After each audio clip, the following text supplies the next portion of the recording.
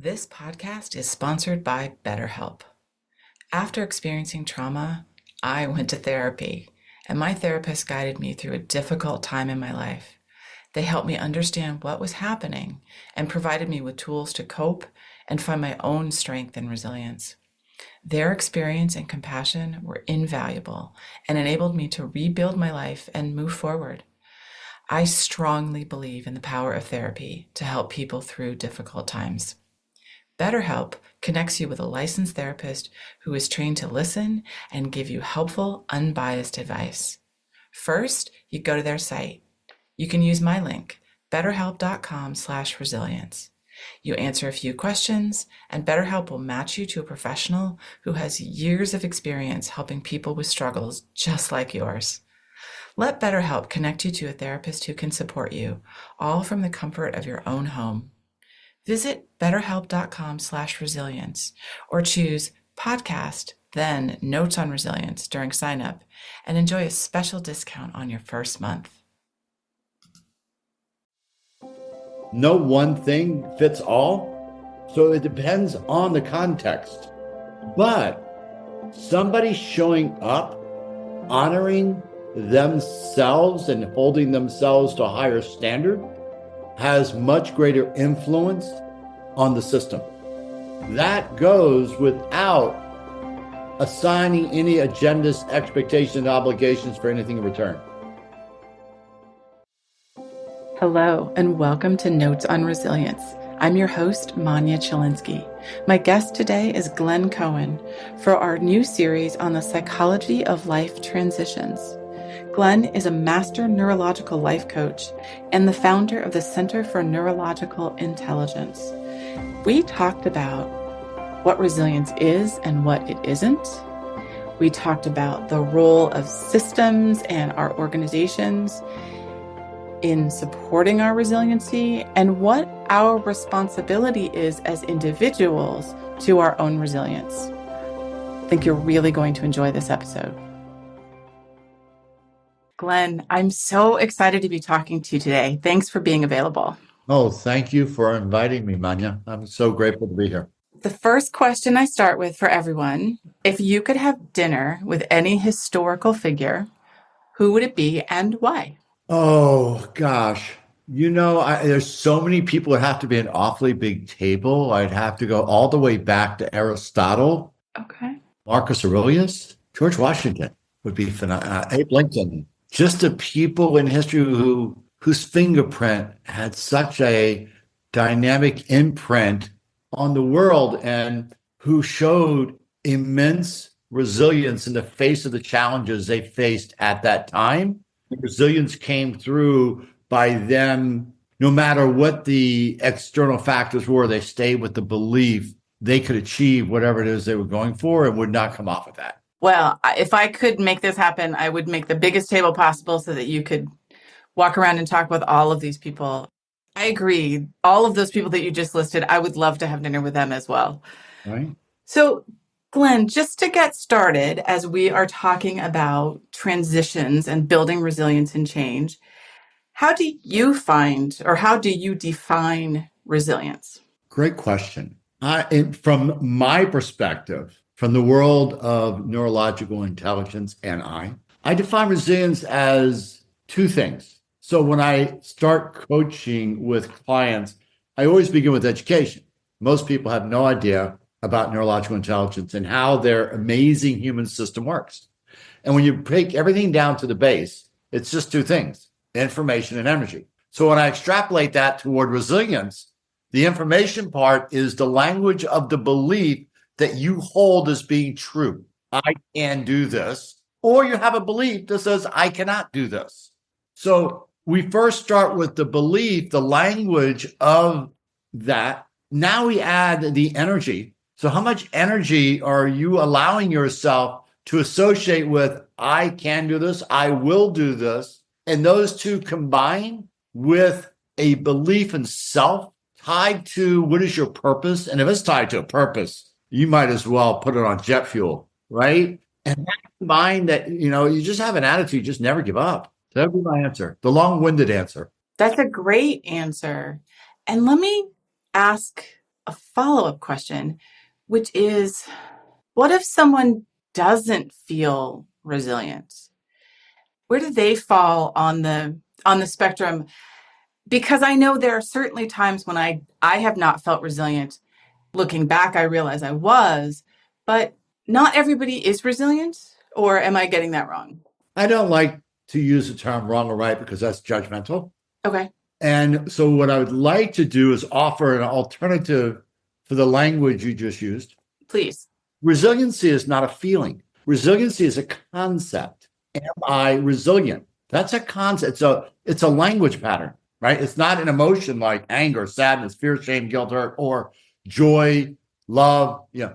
So does anybody have access to their own resiliency? Absolutely. That is your human right. Now, the challenge I believe most people face is how their system has been programmed from the time they're in the womb of the third trimester and you start receiving and building implicit memory throughout their childhood, adolescence. Do they learn the pattern of resiliency? Is it modeled for them? Do they have a reference? If you've never experienced it, how would you know it? Even though it exists within you, you've never had a reference for it. So I believe if you have a reference, it might be a little bit easier to access. But if you don't, then you're really gifted by going through your hero's journey to find it. Then it's yours. I like the concept of the hero's journey because that's what that story is. It is a story of resilience, however it's told and whoever the characters are. Thank you for that. What do you think are the key components of building resilience or accessing resilience in the face of a big life transition? I think it's within the transition that you have the opportunity to develop resilience. So what I like to tell my clients is the greatest growth comes when you do something that's really uncomfortable and you prove to yourself that you can do something that you believed you couldn't do before. That's resiliency. So you've changed the belief of yourself and what you can or cannot do. That then creates way more flexibility in the way you view things. As a late Wayne Dyer would say, when you change the way you look at things, the things you look at change. And that's resiliency. When you have the mindfulness to make a new choice, that's resiliency. I will tell you that the concept of resiliency was something I never thought about before having something very difficult happen to me, being at the finish line of the Boston Marathon bombing. And I remember hearing people talk about resiliency and thinking, who are these amazing people who have this thing called resiliency? Because I don't have it. And now I think about it, as you might imagine, quite often in terms of myself and my reactions, but in terms of looking at others too, to see the incredible resiliency that we all have. And I guess what I'm wanting to get at is, we have resiliency, even if we don't think that we do. And even if we don't know that's what we're accessing in the moment. I totally agree. I think everybody has the innate ability to have resiliency. Is it model form? Or have they gone through a challenge and proved to themselves that they can be resilient to get to the other side? And now they own it and they know it. Everybody goes through their challenges at different points in their lives, right? So it's like, okay, you might have had Lucky Charm for many, many, many years. So who needs resiliency, right? Until that moment when, a challenge comes and it forces you to go inward to find that innate aspect of self. Yes.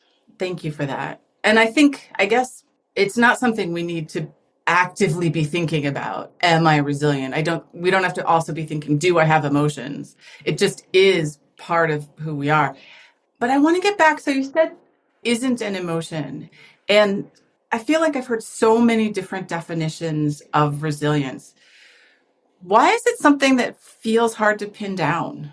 Because there's so many opinions about any topic from everybody we speak with. That's number one.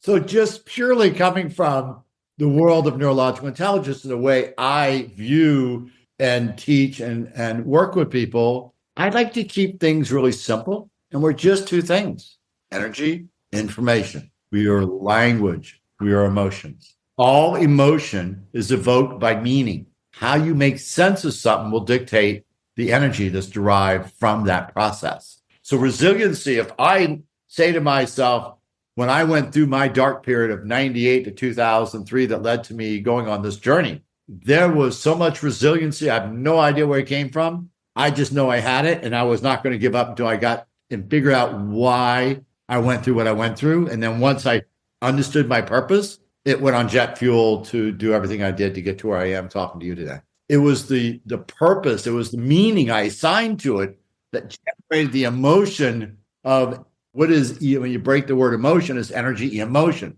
So that energy that flowed through me that just drove me to do what I've done. And so many other people who have these challenges and wake up with this newfound purpose, and they are just so inspired. That's resiliency. I can see what you're talking about when you say finding meaning and then that giving you the energy, kind of being the jet fuel. That is my own journey, realizing there's something bigger that, for me, something bigger than me that I want to be focused on, and how it has enabled me to do things I never would have thought I would be doing, including hosting a podcast, talking to people I've just met. So we've talked a little bit about what resiliency means on a personal level. But if we're thinking we all live within a society, we are involved in organizations, we've got systems all around us, how do those impact someone's ability to be resilient and to navigate transitions? I go back to the same thing. It depends on the meaning they assign to it. Everybody has a chance for choice. It is a God-given right. We are the only species on this planet that has a prefrontal cortex, which gives us our chance for choice. There's a reason that we are the only species on this planet with this bulge over our forehead that's called the prefrontal cortex. That is our executive functioning center. It gives us choice. We choose to be resilient, but usually the resiliency comes from a challenge. Question is, I don't know if you ever saw that wonderful documentary called Finding Joe. It is the documentary that many people got together and created after Joseph Campbell passed away. And it's a wonderful documentary, and it uses these little kids in there, makes it very whimsical and lighthearted in nature. And you see this little boy walking down railroad tracks, and he comes up on one of these old telephone booths you'd find on the corners in New York with, and the phone is ringing. Oh, no. The metaphor is, when the universe challenges you, do you answer the call or not? To answer the call sets the stage for you to continue to develop resiliency and to create a belief in self by combating your three opponents: the inner opponent, the intimate opponent, and the external opponent. And it's through those challenges and trials and tribulations that we cultivate resiliency. So whatever in the external world is always an opportunity for healing and growth. Okay. So in your model, the systems in our organization, those are the external opponent as we're... Absolutely. Yes. Can you share a little bit about that model, the three opponents? Yeah, that comes directly from Joseph Campbell's work. He calls the three opponents. You have the inner opponent. You've heard the term internal conflict, right? Well, the only way you can have internal conflict is to have multiple voices inside of us, right? So in my world, we all have multiple personalities. It is a natural human experience, right? And I model some of that off of Richard Schwartz's IFS work, where I call them pods, personalities of offensive and defensive strategies we create to guard and protect a vulnerable younger aspect of self, okay? So when we have these other internal conflicts, part of our journey is to bring it back to wholeness so we reclaim our natural innate self. So throughout life, we have these metaphorical fracturing of the nervous system that, everybody goes, well, I just don't feel like myself, or, I feel like I'm missing something. But my journey for myself and what I've done in my lifetime is create a process to bring that back together. So that's the inner opponent. The intimate opponent is based off of Harville Hendricks' work and Carl Jung's work of the imago. So I call it the imago attachment complex, where we go searching for a mate. We do so on two levels. The conscious mind is looking for all the wonderful qualities. But the unconscious mind, which is 90 to 95% of everything we do, is looking for someone who has uniquely similar trait states and patterns of a composite of the people who neurologically wounded us the most in childhood and adolescence. You need that person to trigger the unresolvedness. And as Carl Jung says, we have to bring the unconscious conscious in order to work with it. So the imago partner triggers that, brings it up, and now it's up to that person which way their finger points. Do they blame or they point it back at themselves and do the work to heal? So that's where the intimate opponent comes from. Yes. Then external can be anything. So as you were talking about, especially the external, I was thinking of the parable of the man who falls into the hole and asks God, please help me. And somebody comes by with a ladder and the man in the hole says, no, I'm good. God's going to help me. And then somebody comes by with a rope and it's like, nope, I'm good. And then dies because he didn't actually accept the help that was sent. And I think about that in terms of resiliency, which is, yes, I think a lot about the system and how it impacts us and can be a real challenge sometimes to our trying to grow. But also we have a responsibility to take care of ourselves in that system. So I recently described somebody to a friend as the man with the ladder who came to help me. So as we're thinking about external forces, we're thinking about the organizations that we're part of, we're thinking about society, how can we foster a culture of resilience and support for people who are dealing with life transitions through our organizations? How can we be the person who sends the guy with the ladder, I guess? It would depend on the context of the situation. If it's a family member, sibling, a cousin, is it a friend? Is it in a professional realm?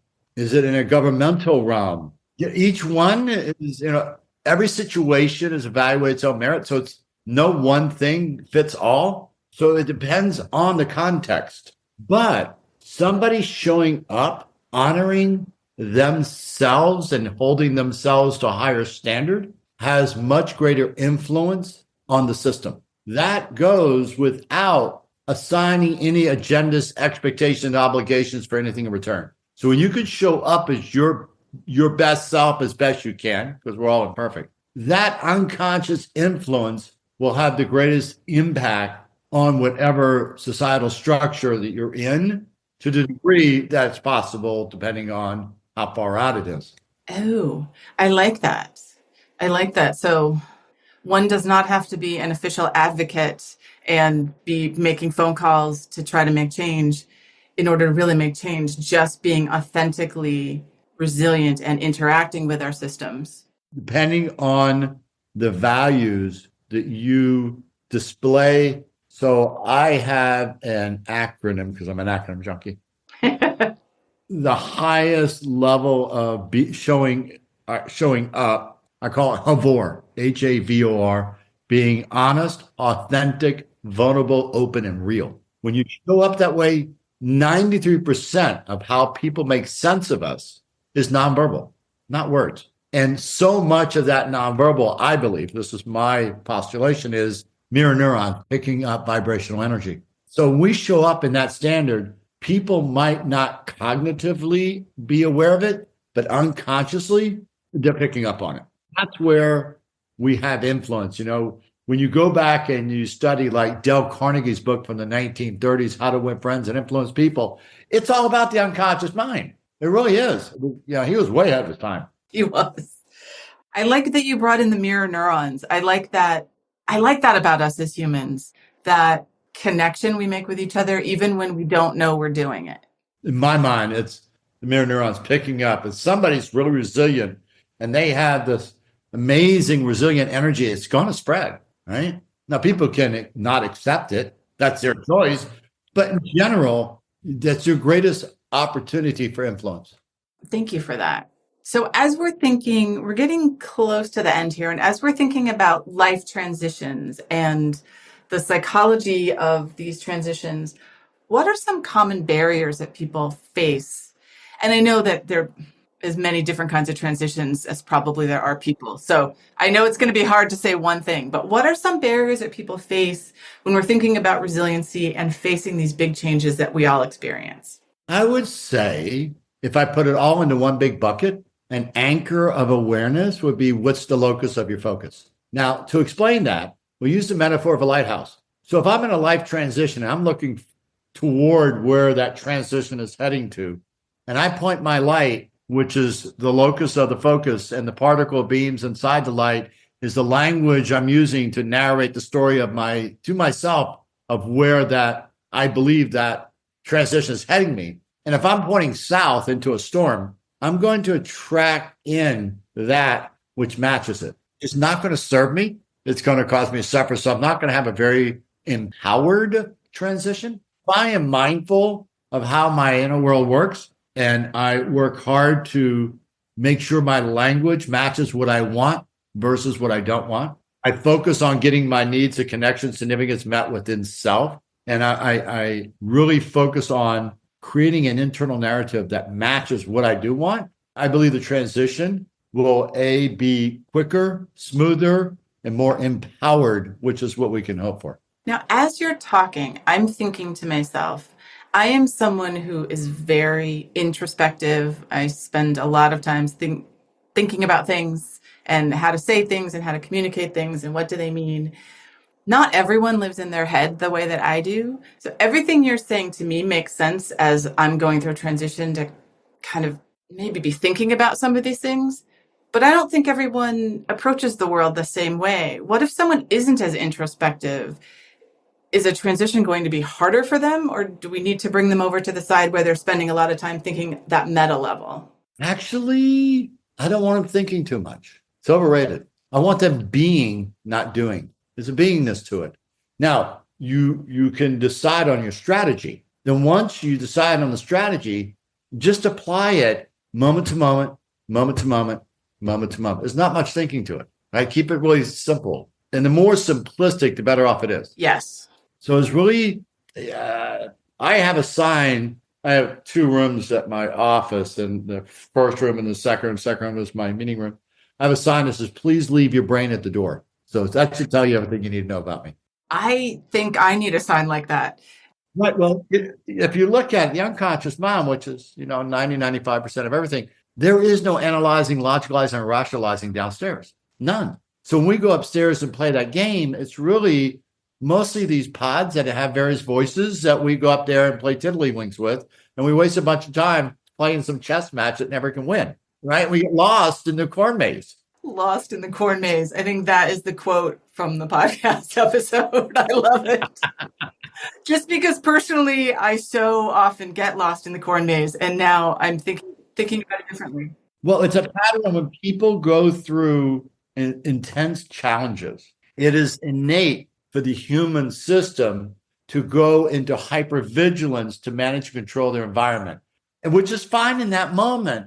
But when it gets baked into the cake and we continue doing it for the next 3 months, 6 months, 1 year, 5 years, 10 years, 20 years, it's not serving you anymore. It's an automatic autopilot program in your unconscious mind because you had such intensity of energy, you fired off a bazillion neural tracks, and now you're on autopilot. And that's where you become mindful. Okay, your body, if you pay attention to the body, it'll let you know when you start running that program. And then with mindfulness and strategy, you recognize that stimulus, increase that gap of time, make new choices over and over again until you reprogram. I'll get right on that.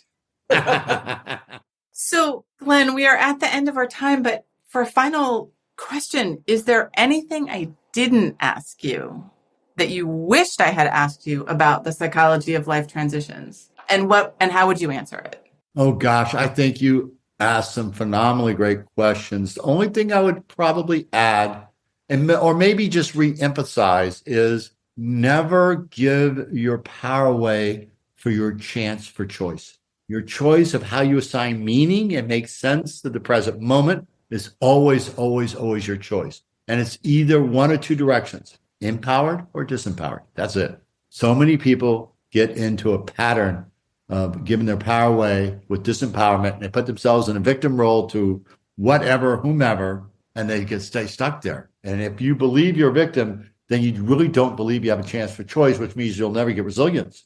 In order to have resilience, you have to believe you have a chance for choice and live from an empowered place in order to build and nurture the sense of resiliency. That is a great thought for us to end on. Glenn, thank you so much. This has been such an enlightening conversation. I'm so glad we got a chance to talk. Me too. Thank you so much for inviting me. Thank you for listening. I hope you got as much out of this conversation as I did. So if you'd like to learn more about me, Manya Chilinsky, I work with organizations to help understand how to create environments where people can thrive after difficult life experiences. And I do this through talks and consulting. I'm a survivor of mass violence, and I use my experience to help leaders learn about resiliency, compassion, and trauma-sensitive leadership, to build strategies to enable teams to thrive and be engaged amidst difficulty and turmoil. If this is something you want to learn more about, visit my website, www.manyachilinsky.com, or email me at manya@manyachilinsky, or stop by my social media on LinkedIn and Twitter. Thanks so much.